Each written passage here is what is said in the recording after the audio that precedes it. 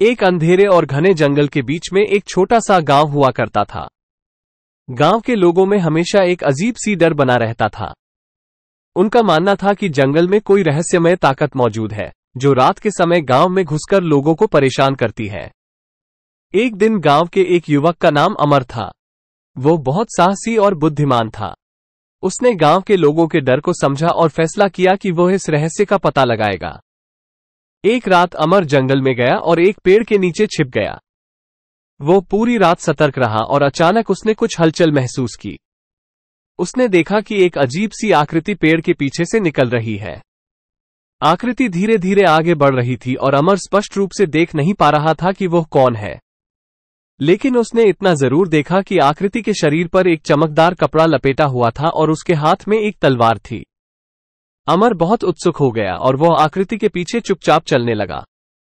आकृति जंगल के अंदर बहुत गहराई तक चली गई और अंत में एक गुफा के सामने रुक गई। अमर ने देखा कि आकृति गुफा के अंदर जा रही है। वो भी गुफा के अंदर जाने लगा, लेकिन अचानक उसका पैर किसी ठोस चीज से टकरा गया। अमर ने नीचे देखा तो उसने देखा कि एक लोहे का जाल बिछा हुआ है। वो जाल बहुत मजबूत था और अमर को समझ गया कि वह इस जाल से नहीं निकल सकता। अमर को बहुत गुस्सा आया कि वह इस रहस्यमय आकृति का पता नहीं लगा पाया, लेकिन वह हार मानने वाला नहीं था। उसने फैसला किया कि वह जाल को तोड़कर गुफा के अंदर जाएगा। अमर ने पूरी रात जाल को तोड़ने की कोशिश की। आखिरकार सुबह होने से पहले वो जाल को तोड़ने में सफल हो गया।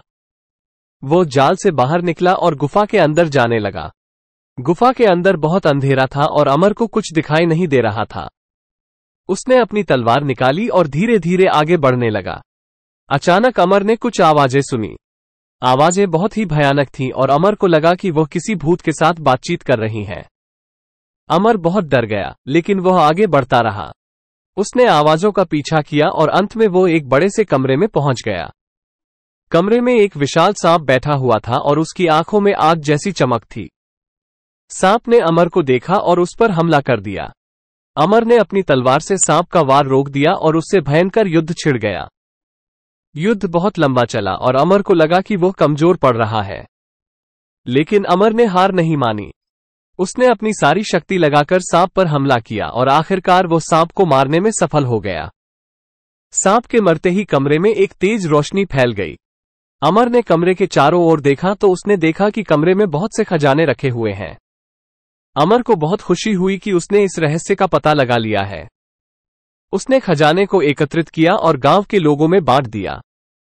गांव के लोग अमर की बहादुरी और बुद्धिमानी से बहुत खुश हुए और उन्होंने उसे गांव का मुखिया बना दिया। अमर ने गांव के लोगों के लिए बहुत काम किए और गांव को एक खुशहाल और समृद्ध गांव बना दिया। वो गांव के लोगों के लिए एक महान शासक बन गया और उसकी कहानी आज भी गांव के लोग सुनाते हैं।